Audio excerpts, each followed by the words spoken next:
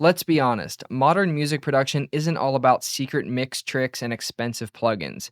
80 to 90% of it is the sounds that you use and how you balance them. So here we have a dark hip hop instrumental from a producer colleague of mine, One Loner Beats. He gave me this instrumental to breathe some life into it with a mix and to make some of the bass stand out as well. So let's take a quick listen to the beat in its raw form and then I'll show you what I did to it.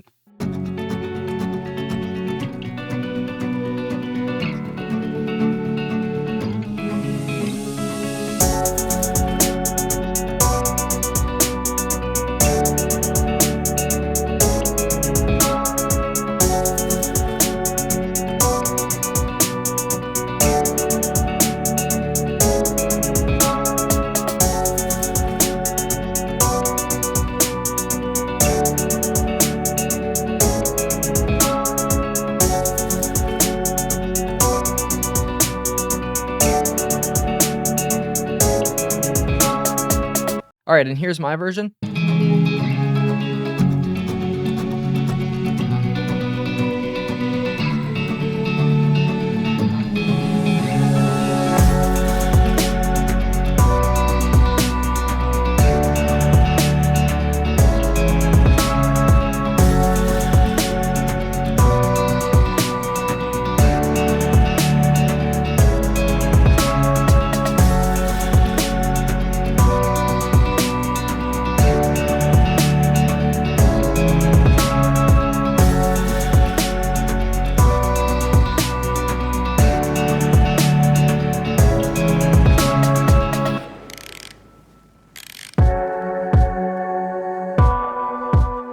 So we have this intro section here where there's guitars playing, there's some pads and that kind of stuff, and then the drums smash in and the pianos come in as well. And what I wanted to do here was really accentuate that change. And the way we have to do that is not by adding, and putting a lot of effects on it to just make the big section bigger. But actually, what we need to do is take the intro section, the quiet section, and make that smaller. So the first thing I did was I took the guitars, these acoustic guitars, I'll play them real quick, and I added.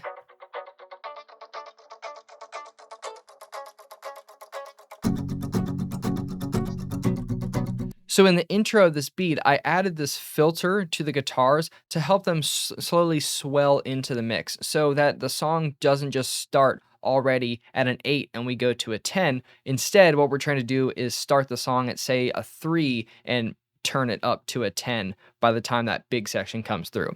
Now let's take a look at the other way I control the dynamics in this beat. So we're going to take a listen from the first big section to the next section, which is a little quieter. Listen for how the bass changes throughout this section.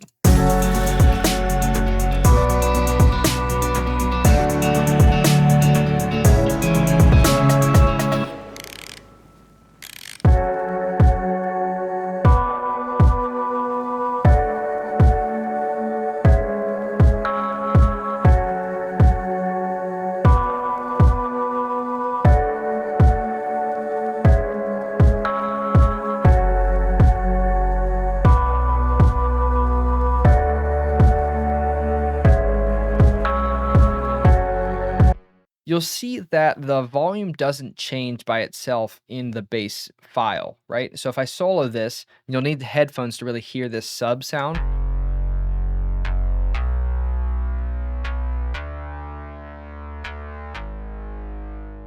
So it drops out.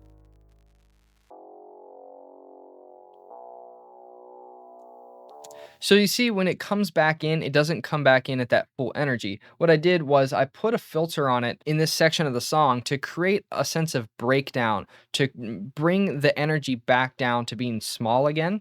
And then as this section progresses, I eventually bring it back.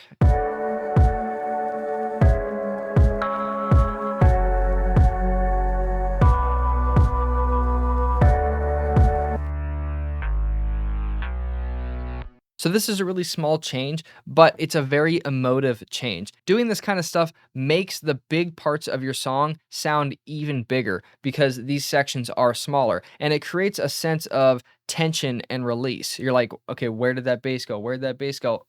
It's back. So These kind of things are really important because it helps to convey the emotion of the song. Let me take a look at one more dynamic change that I did here. So let's go back to before the first drop. I'll even put a marker here to denote the section I'm talking about. It's the big section. Cool. So take a listen to this section of the electric guitar and listen for the changes.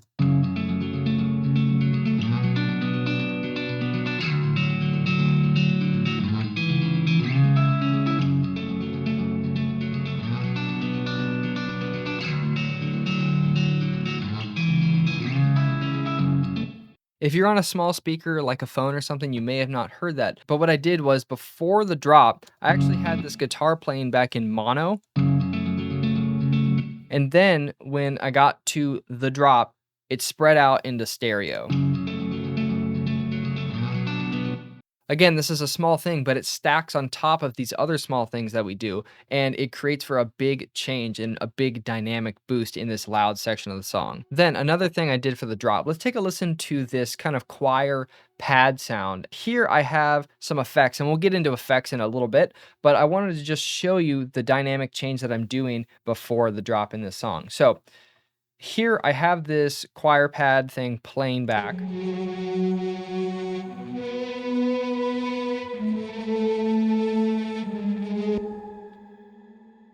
And if you're wondering what it sounds like dry, cool. I just added a little bit of crunch to it. So I have this going. Then in the last few bars before the drop, this shimmer effect increases.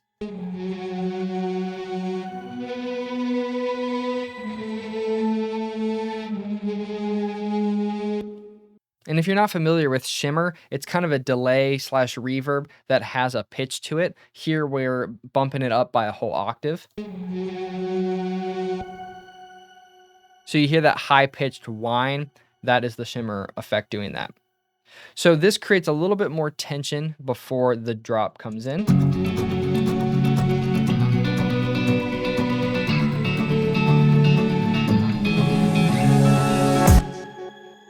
Let's take a listen to these pads. This little reverse swell was not there originally, but I added it in. So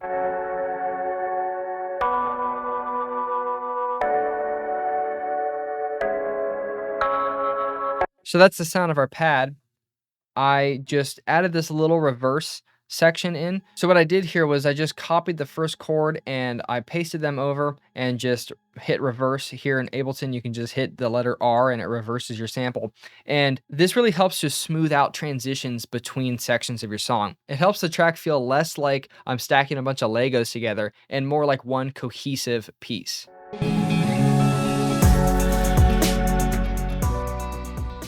So creating dynamics is really important to supporting the different elements of your song. The next thing that's really important to do is make sure that they all work together and they're cohesive. Make them feel like they all have their own little pocket in the frequency spectrum of the tune. So let's take a look at how I try to do that here. So the first thing to talk about here is EQ, and we're going to use EQ here as a tool to help us balance all of the different instruments together. Here we're not using it to just boost 12 dB on the high end of your mix to get a really bright sound. That's not the kind of thing that we're talking about. We're talking about just pulling down resonant frequencies and making space for everything. Let me show you a couple examples of some resonant frequencies here in this song that I went on and fixed. So I'm going to play back the piano with the EQs turned off and then on.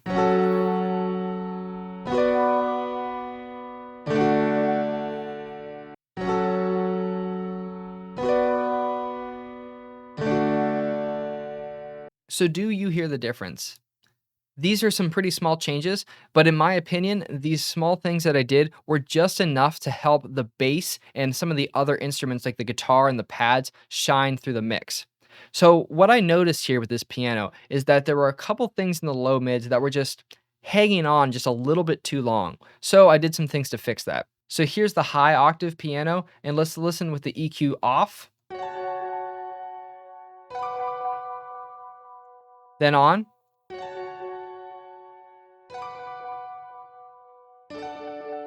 Do you hear how there's more clickiness, there's more presence, and there's less of that, "Oh." Let's take a listen. Let's take a solo here.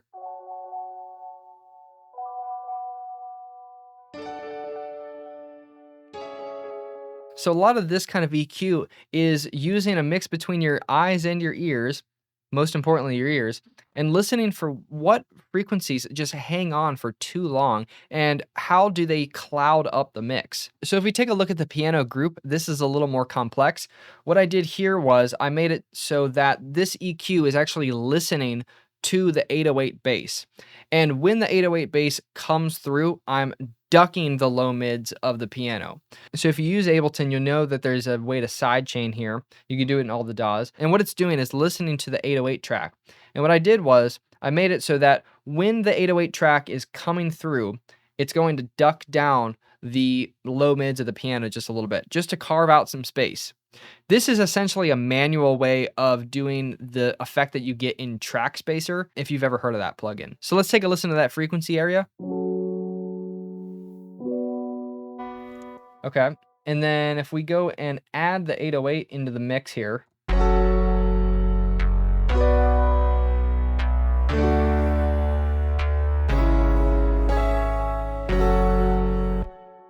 I feel like it's really just controlling those low mid resonances. And I've copied that same effect to some of the other instruments as well. So another way we can create space in the mix for vocals or other instruments to shine through is by using panning, putting things in the stereo spectrum. I feel like the use of panning and widening plugins, they really get overused a lot. And I actually often take instruments that are fully stereo and I bring them back in a little bit just so I can isolate things from the center, from the middle, out, and from all the way out. Like back to the conversation of dynamics, if everything is a 10, if everything is wide as possible, then nothing is wide. You know what I mean? It takes things to be different to create an interesting sound. And some things that are closer in the stereo spectrum actually make the things that are out there appear farther out there. Does that make sense? So let's take a listen to these pads here.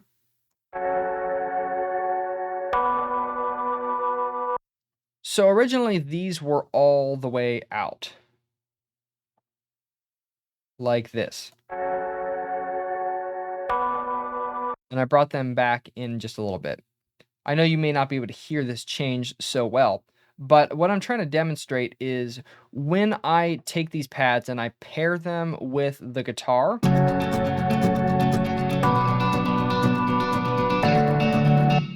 to me, this clearly helps to isolate the guitar from the pads because they're not clouding each other up being all the way out there in the stereo spectrum. The guitars are out there doing their thing. They're double tracked. They're fully wide, right? That's a sound that we know and love. Here, the pads are taking up that middle area, and I think it creates a really nice ambience that doesn't cloud things too much.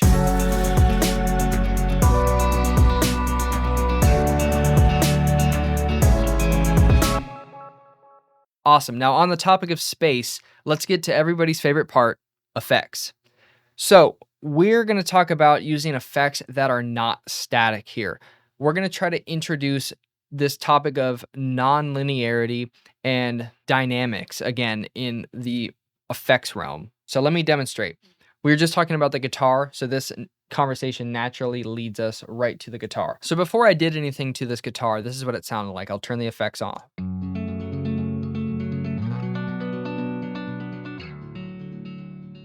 I like the tone of this guitar a lot. It's not something I had to hardly do anything to, but it did sound a little robotic, a little bit like it sounded like a MIDI instrument, and I wanted to make it feel a little more alive. So the thing I did, so let's go over to the drop portion of the song. Let's open up my guitar rig. So what I did to make this guitar feel more alive is I put it through an amp simulation plugin. I slapped this on and it instantly felt so much more real. And it's not simply because we're just throwing distortion on it, because I could do a distortion plugin and it wouldn't sound the same. What we're doing here is something that is kind of reactive to the level that you put into it. So, what we're talking about is not just simply static distortion, but something that is responsive. And these amp sims are built to be very sensitive to the differences in volume changes. So, as you push in a little more volume, you're going to get out a little more crunch. This is the first one I tried was this, AC box amp, and it sounds awesome. I put it into the room a little bit as well. If I put it fully in there, it would sound like that, but, I did it about halfway. Then I also added some reverb to the guitar itself, and this is an important topic. The reason the reverb is before the amp is because I'm trying to follow what a real guitar setup would be like. Usually, a guitar with an amplifier is guitar, then your effects pedals, and then the amplifier. And a reason why that setup is so great is because then the reverb is going into the amplifier, and that helps to reinforce the feeling of it being a real guitar. If I were to have sent this entire guitar track to a reverb send, then it wouldn't have that same effect. So that's the first idea of nonlinearity here, and then let's check out another. So I used a lot of this plugin called RC20. I'm sure you've heard of it before. And why I like this plugin is because it's a lot of things all in one little box, right? But it's also the fact that you can introduce these slightly random characteristics. And I'm not one for a lot of randomization, but I like a little bit to help the thing feel kind of alive. And I did that a lot on the piano here, and what the piano is doing is it has a little bit of distortion going on that helps add some mid-range, weight to the low piano, and then it also has a lo-fi kind of sound, a bit reduction, and this is also being randomized as it plays through.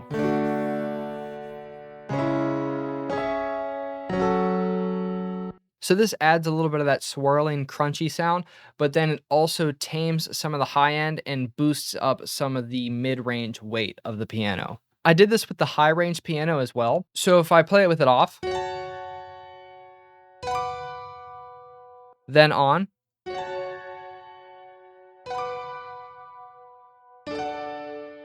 so here you'll see that I have a little bit of wobble going on, so that makes it feel a little more vintage, right? But then it's also making it sound more mid-rangey and boxy with this EQ setting that I have here. So I like that because it took this piano, which didn't sound super realistic, and flipped it to sound vintage and kind of weird. Last thing I want to show you about balancing is sometimes you have to do some crazy things to change the timbre and the attack of your instruments. So here, if I turn this rack off, this is for the pads, and just take a listen to the clickiness of the pad.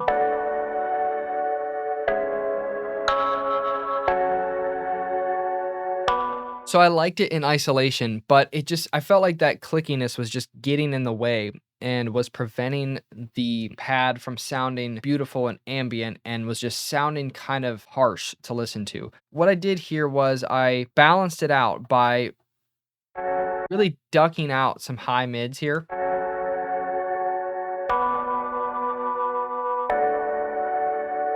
Then I use this plugin called Transient Master, which basically just shapes the transients of your sound. And I got it to basically remove all that clickiness to the sound.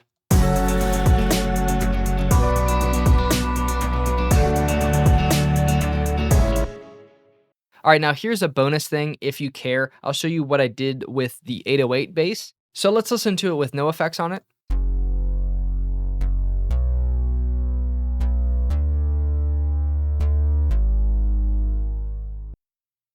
Now let's put the effects on.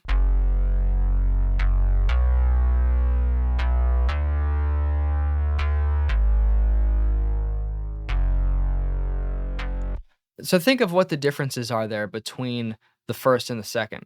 So what I immediately pick up on, now that I've been removed from hearing it for a little while, is I pick up on more mid-range. The bass is more subby as opposed to resonant, and I'll show you where I did that change there. And also the thing feels more balanced. It feels more like I'm squeezing out some toothpaste out of a tube, right? And that is good for making the bass feel controlled and stable. You can see here that this waveform shifts a little bit. I don't know if it looks like it's maybe going left and right a little bit. I wanted to make it more stable. So I used some compression and stuff to do that. So I want to show you first some of the saturation that I did. I used this plugin that is now discontinued called Isotope Trash 2. And I love this plugin because it's a great multi-band saturation thing. All you need to know is that I'm splitting the amount of saturation that I'm doing between these different frequency bands. There's, I think, the most on the high end, quite a bit on the mid, and just a little bit on the low. That helps to push the high end a little bit, push the mid range of the bass as well, so that it translates better, say on a smaller speaker. I'm also doing a little bit of stereo stuff where I'm keeping the sub bass, the lowest part of the frequencies, completely mono, and then in the high mids and then in the mids and the high end, I am actually boosting them up in the stereo. Then, as I was talking about, there's some compression to help even out the transient of the bass, right? Final step was this EQ, and it's pretty ridiculous looking, but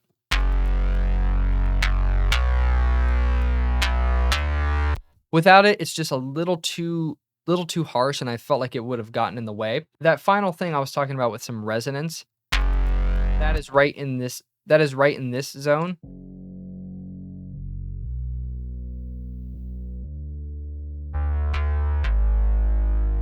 So let's listen to how that fits into the mix.